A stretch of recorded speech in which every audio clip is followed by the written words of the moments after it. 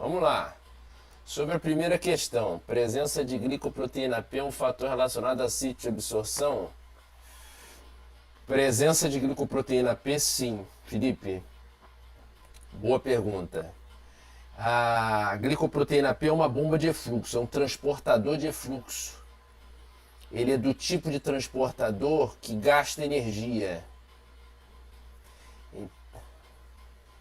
Então, ele gasta energia e aí, em consequência disso, ele limita a entrada. E onde é que tem muito presença de glicoproteína P? Sistema nervoso central, tá? Barreira hematocefálica, faz parte da barreira hematocefálica. Então a barreira por si só é um limitante, é um fator limitante, tem uma permeabilidade seletiva. Então não é qualquer molécula que vai adentrar a uma região como o sistema nervoso central. Então uma das estruturas que fazem parte dessa barreira é exatamente a glicoproteína P. Ela é nada mais, nada menos que um transportador de efluxo. O que ela faz? Ela tem sítios de ligação. Quando a molécula tem ligação a ela, ela permite que haja essa ligação, gasta energia, muda a conformação e joga para fora do sistema nervoso central a molécula. Entendeu? Então, sim, a resposta é sim, a glicoproteína P é um fator relacionado a sítio de absorção. Natasha, sobre a primeira questão, fiquei em dúvida se o pH seria fator relacionado ao fármaco ou ao sítio de absorção.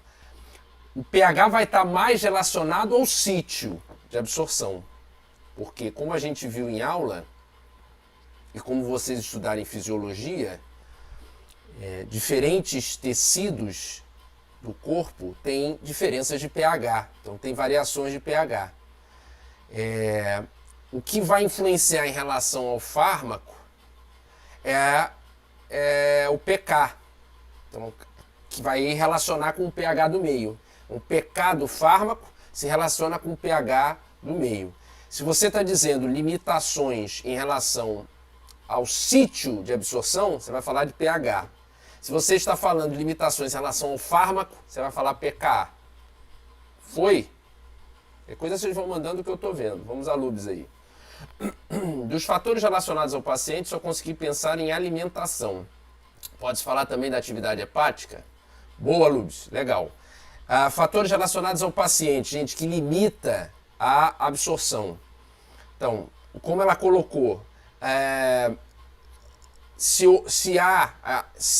houve alimentação conjuntamente com a administração do fármaco, ou antes da administração do fármaco, ou depois da administração do fármaco, quer dizer, isso influencia se você está em jejum ou não.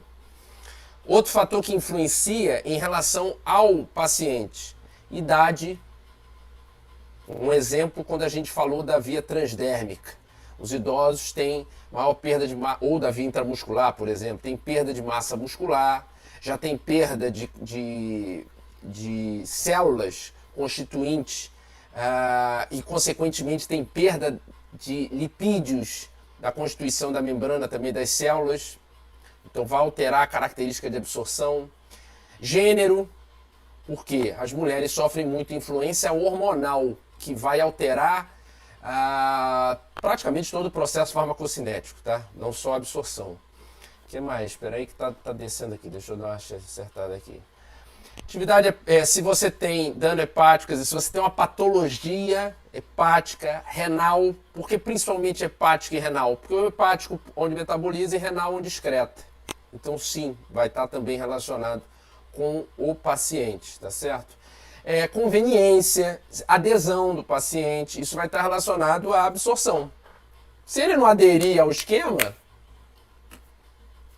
já era, né? Pode-se dizer que o pH está sempre relacionado ao sítio, o pK ao fármaco? Isso, Felipe. Isso aí, perfeito. Que entendi. A velocidade de esvaziamento gástrico pode ser um dos fatores relacionados ao paciente? Pedro, show de pergunta. Exatamente. Velocidade de esvaziamento gástrico é um fator. Vou pegar a deixa da Lubes que ela colocou lá em cima. A alimentação, então, tem fármacos que vão ser favorecidos por você fazer alimentação concomitante com a aplicação dele. Tem fármacos que você não pode fazer alimentação juntamente com a aplicação dele. Muitas vezes você tem que esperar 1, 2 horas antes da alimentação para administrar o fármaco, 30 minutos antes para administrar o fármaco, ou 1, 2 horas depois de se alimentar para administrar o fármaco. E esvaziamento, tempo de esvaziamento gástrico. Perfeito. Por quê? Alguns parâmetros. Um dos parâmetros, quanto mais demorar para você esvaziar o conteúdo gástrico, o pH do estômago, quando você se alimenta, ele aumenta. Então você torna ele menos ácido. Quanto mais você você tiver retardo nesse esvaziamento gástrico, mais aquele fármaco está em contato com aquele pH alterado e com aquele constituinte alimentar que pode servir como, por exemplo, um elo de ligação interferindo na absorção. Ele pode ser melhor absorvido e, como a gente viu, principalmente por área de superfície no intestino, que você não vai ver se você tiver um retardo de esvaziamento gástrico. Então, perfeito. Esvaziamento gástrico é um importante fator relacionado ao paciente também. Foi? Vamos lá, mais. Tô gostando, tá maneiro, tá bacana. Vamos na Natasha aqui. Com relação à questão 2, vamos na questão 2. Vamos lá na questão 2. Isso. O esvaziamento gástrico ser mais lento contribui para uma possível degradação, ainda que pequena, do fármaco pelas enzimas do estômago? Vamos na questão 2 e ler a questão 2. Ó. Com base na figura abaixo, explique como o tempo de esvaziamento gástrico influencia a absorção de fármacos administrados por via oral. Importante é isso, por via oral. Vamos lá. Esvaziamento gástrico normal é a curva em C. Aquela aqui. Esvaziamento gástrico lentificado pela administração de propantelina. Aqui no P. Isso aqui você está simulando. Então, qual é a ideia? A propantelina, ela retarda o esvaziamento gástrico. Ela simula, aqui era uma aula prática isso, em que você simulava no animal o retardo do esvaziamento gástrico. E aí, no M, tá? M. Esvaziamento gástrico acelerado pela administração de metoclopramida, tá? Que é o Plasil, tá? Isso aqui é o Plasil. Muito bem, então uma substância vai fazer uma simulação de um esvaziamento gástrico acelerado, a outra vai simular um esvaziamento gástrico retardado, tá? Então, por que teve? E aí eu administrei paracetamol, olha aqui, ó, paracetamol por via oral, e aí eu tenho, em consequência, alterações no pico. Observa, alterações no pico de concentração que eu atingi com o paracetamol. Quanto mais rápido eu levar ao esvaziamento gástrico, mais vantajoso é para que eu tenha a absorção do paracetamol e atingir com isso o pico de concentração, tá? Tá em miligrama por litro, então concentração plasmática pelo tempo, certo? Então, quando o esvaziamento ser mais lento contribui para uma possível degradação, ainda que pequena, do fármaco pelas enzimas, não só pelas enzimas, tá? O que vai mais caracterizar aqui é a influência do pH, no caso do estômago. Você vai ver muito mais participação enzimática no intestino. Então aqui principalmente o ácido e a pepsina, tá? É que vão fazer muito a vez de fatores que podem interferir, de certa forma, tá? Com a estrutura da molécula. Então, quando eu faço o aceleramento, quando eu acelero esse esvaziamento gástrico, eu acelero a absorção do paracetamol. Quando eu retardo esse esvaziamento gástrico, eu retardo... Então, significa o quê? Que o paracetamol, e aqui o C é um comparativo do controle, o normal dele. Tá? O normal dele ele atinge um pico elevado, não tão elevado quanto quando eu acelero o esvaziamento, mas muito mais do que quando eu retardo. Então, para o paracetamol ser mantido por muito tempo no interior, no lumen gástrico, é desfavorável. É desfavorável para a sua absorção e, como consequência, para a sua ação, para o seu efeito, para o seu tempo de efeito e para o seu efeito máximo. Vocês podem ver aqui. Todo mundo pescou isso? Oi no Felipe aqui. Eu pensei apenas que os fármacos alteram a mobilidade gástrica, aumentando ou diminuindo o tempo para a chegada no duodeno. Faz sentido? Nesse caso, sim. Esses dois fármacos vão simular. Tá? Eles vão simular, então, que a propantelina vai retardar e a metoclopramida vai acelerar. De novo, aí vamos pegar o gap dele. Se a gente avaliar só o estômago, é o que eu disse até agora, não é vantajoso para o paracetamol perder muito tempo naquela localidade, porque vai, de certa forma, atrasar, e não só atrasar, mas limitar a absorção dele. Por características, aí a gente pode focar principalmente características pH do meio. E ele tem maior porcentagem de absorção no intestino. Aí vou pegar o teu gap. Então, quanto mais tempo você atrasa aqui, perde-se molécula, então a biodisponibilidade se perde, e menos chega no intestino e menos é absorvido. Então o pico fica lá embaixo. Exatamente. A maior absorção sempre vai ser do duodeno, principalmente as porções iniciais, comparada ao estômago. Ainda que essas porções iniciais tenham pH em torno de 4, 5 e o estômago 1, 3. Para fármacos ácidos, que eu estou pensando também, principalmente fármacos ácidos. Tá? Mas vai valer para o básico também. Todo mundo sacou isso aí? Eu expliquei isso que o Felipe falou e sobre essa degradação. Exatamente, exatamente. O paracetamol, então, tem um caráter básico.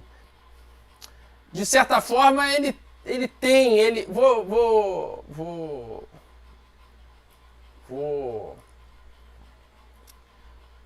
consultar o pK do paracetamol.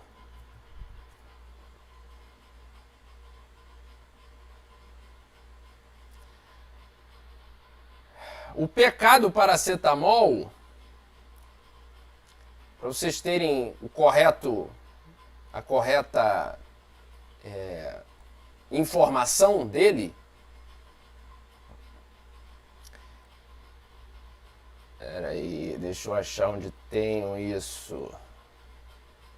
Peraí, calma, vamos lá. Ele tem um caráter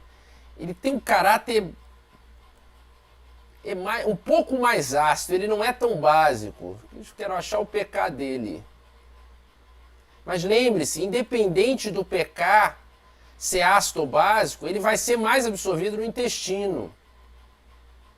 Por causa da área de superfície. Eu não estou achando o pK exato do paracetamol. Para falar para vocês. O pK exato dele é 4,4.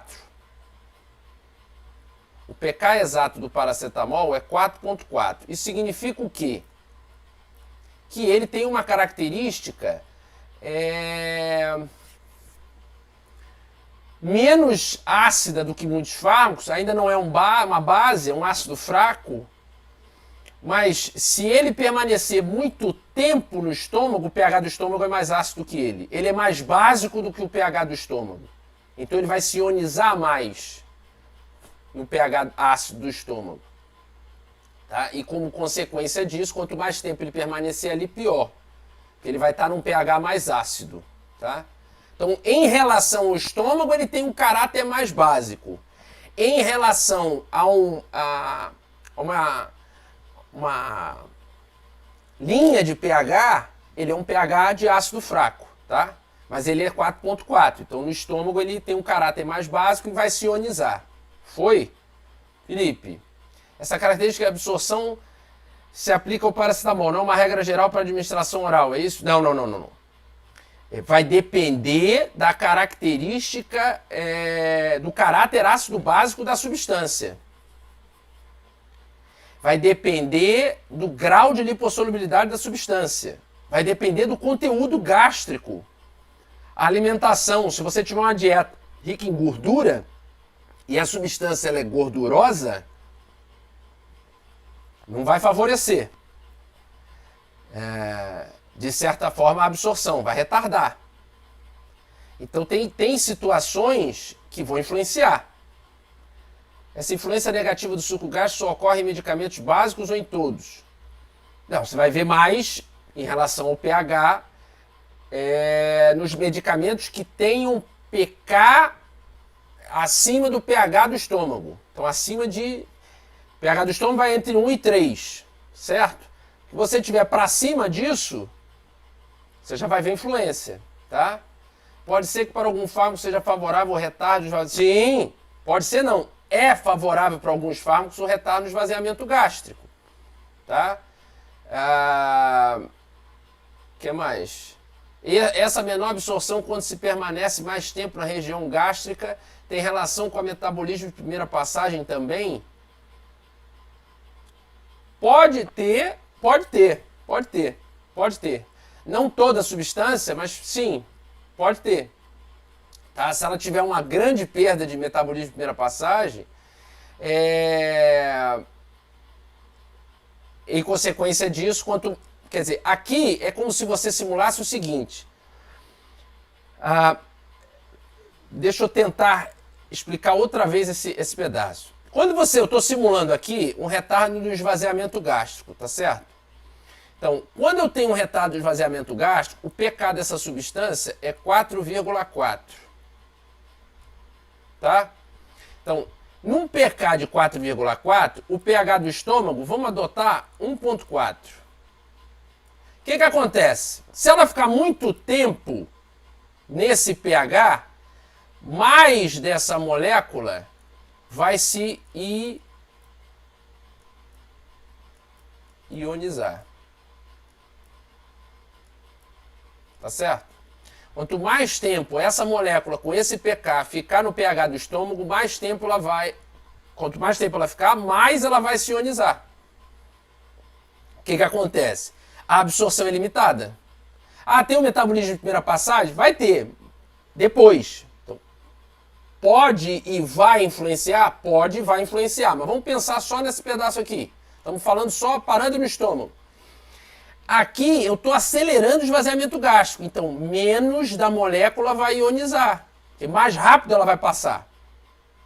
Aqui é um cenário normal, então veja, no cenário normal, eu não vou atingir o pico que eu atinjo quando eu acelero, porque eu tenho perdas, mas eu atinjo um pico considerável de concentração plasmática. Se eu retardar muito, eu não consigo atingir esse pico. Se eu acelerar mais, eu passo até desse pico, tá? Então notem outra coisa importante. Tem situações de determinadas substâncias que se você acelerar muito o esvaziamento gástrico, se você retardar muito o esvaziamento gástrico, você vai interferir no efeito. No efeito final dessa substância. Que mais vai ser absorvido mais rápido e, em consequência, isso pode gerar um efeito deletério, que você não espera, um efeito adverso inesperado.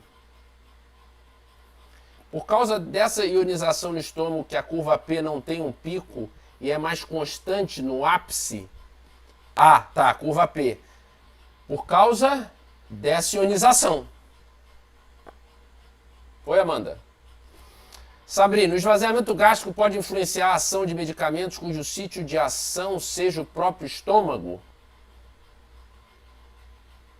O esvaziamento gástrico pode influenciar a ação de medicamentos cujo sítio de ação é o próprio estômago? Sim. A gente, quando conversar sobre inibidor de bomba de prótons, na Farmaco 2, a gente vai ver que sim. Eles precisam ser utilizados em jejum.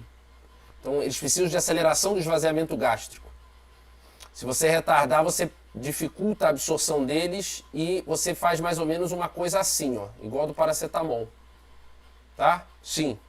Sabrina. Amanda, vamos lá. Professor, uma dúvida meio básica. Ou ácida.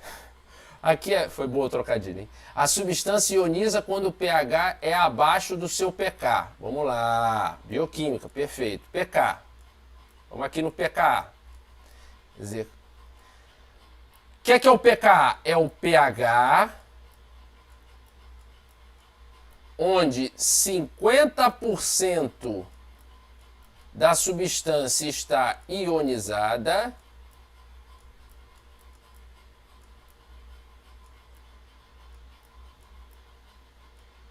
e 50% está não ionizada. No exemplo do paracetamol, 4,4, significa que num pH 4,4, o paracetamol tem metade das molequinhas ionizada, metade das molequinhas não ionizadas. Num pH 3,4, eu tenho maior porcentagem de moléculas não ionizadas do que de molequinhas ionizadas. Num pH 5,4, eu tenho mais molequinhas ionizadas do que molequinhas não ionizadas. Foi? Foi ou não foi? Fiquei confusa. Porque alguns fármacos, quando há redução do esvaziamento gástrico, vai favorecer a absorção? Tá. Por características químicas dele. Grau de ionização, que vai estar vinculado ao caráter ácido básico, então o pK dele. Grau de solubilidade em lipídio, vai influenciar. O que mais? Basicamente esses dois. Fica nesses dois por enquanto. Fica nessas dois parâmetros. Principalmente o pK dele. Quer dizer, a caráter ácido básico dele. E aí vai influenciar no grau de ionização. Foi? Sim, você pergunta quando há redução do esvaziamento gástrico vai favorecer a absorção. Sim, por isso. Vai depender do grau de ionização dele, quer dizer, vai depender do pK dele, tá? E aí se você tem um esvaziamento gástrico mais rápido, lembre-se, a maior porção dos fármacos é absorvida no intestino. Vamos lá na 3. O gráfico abaixo mostra as taxas de absorção do ácido acetilsalicílico. Então veja, aqui eu tenho uma solução mais ácida. pK de 3, agora 3. A partir do estômago e do intestino.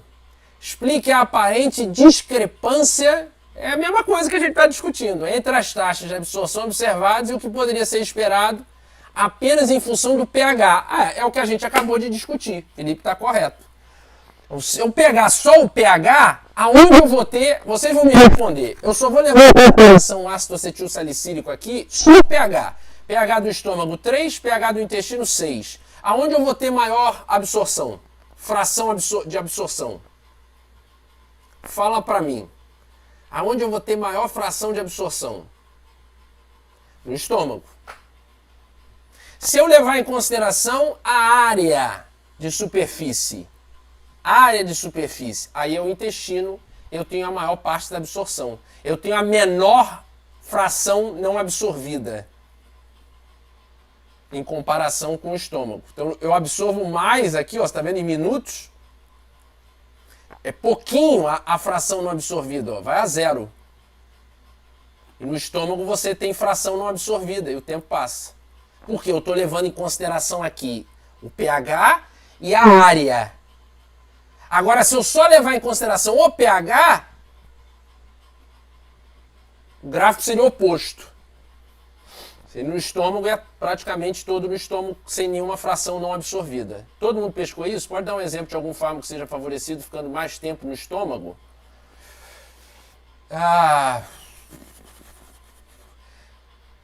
Tem alguns antibióticos que você vê isso.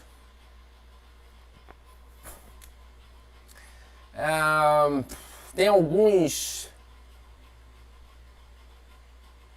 Tem alguns fármacos que vão atuar em doença ulcerosa péptica, que você vê isso. Não vou pormenorizar. A gente vai ver. Vocês vão ver isso ao longo do curso. Vamos, para também não fugir muito do assunto. Antibióticos, tem tratamento de úlcera péptica. São fármacos que são favorecidos por ficar mais tempo. Tá? Além da menor área de superfície de absorção do estômago, o muco... Isto, Felipe. Perfeito. Ótimo comentário do Felipe. Muco. O estômago tem muco. As células epiteliais do lúmen gástrico, elas produzem um muco, bicarbonato, para manter o quê? Uma barreira protetora do ácido não entrar em contato com essas células epiteliais. Perfeito. A pepsina não entrar em contato com essas células epiteliais. Perfeito. Isso aí. Isso aí. Amanda, vamos lá. Se a área de absorção é mais importante, por que vão ter fármacos que terão absorção favorecida quando ficam mais tempo no estômago? Porque aí você não vai estar levando em consideração a área de absorção só. Você vai estar levando em consideração o caráter ácido básico da substância. Então, tem fármacos que ficando mais tempo no estômago, eles vão, de certa maneira, alterar o grau de ionização dele. Então, eu não quero entrar no fármaco em si. Então, ele pode alterar, vou dar um exemplo fictício, tá? Vou voltar na questão 2.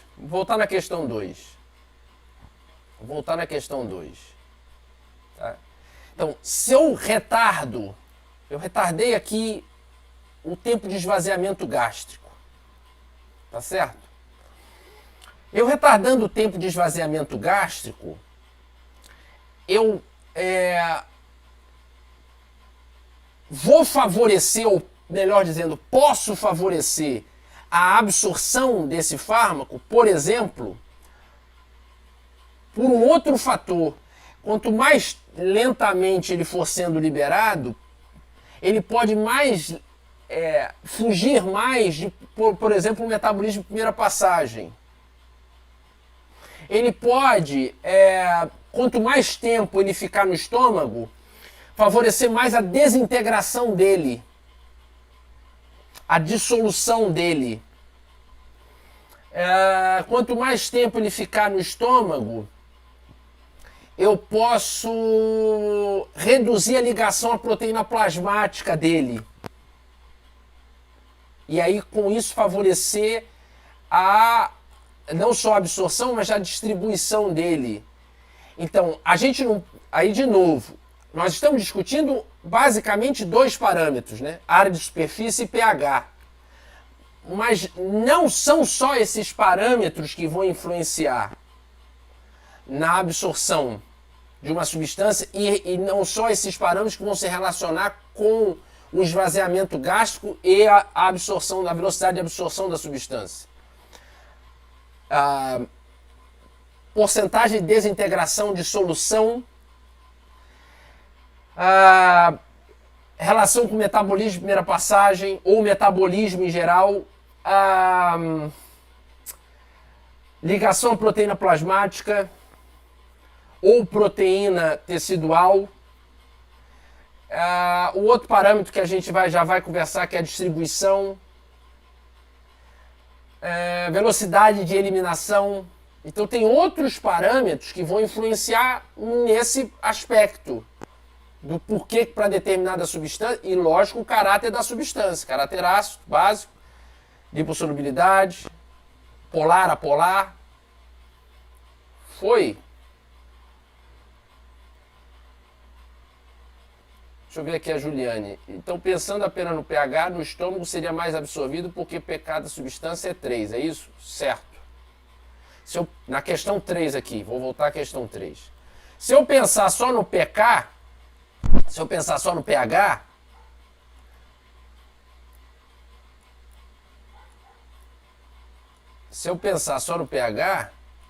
eu vou ter fármacos ácidos são melhor absorvidos no pH ácido. só levando em consideração o pH. Só. Fármacos ácidos são melhor absorvidos em pH ácido. Foi? Tô aqui.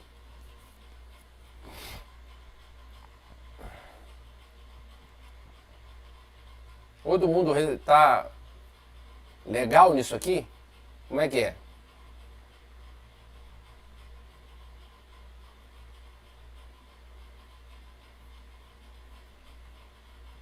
E aí?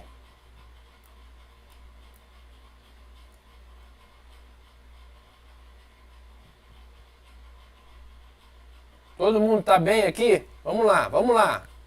Vamos lá. Todo mundo entendeu isso? Ficou na cachola? Outra coisa, Amanda, você vai ver exemplos disso.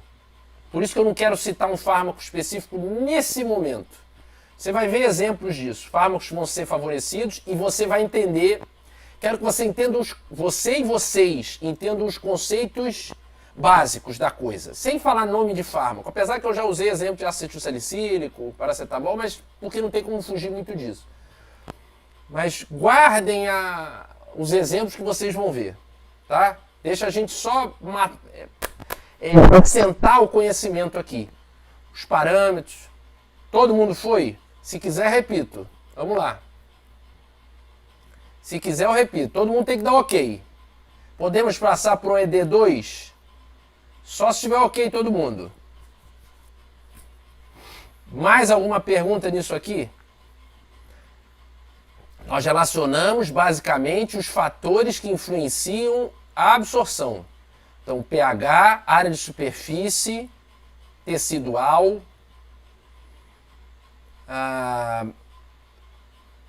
velocidade de esvaziamento gástrico. Então, nós relacionamos alguns fatores, né, os principais fatores, por assim dizer. Principalmente nós estamos focando em via oral, que é mais fácil de relacionar isso. Tá? Todo mundo foi?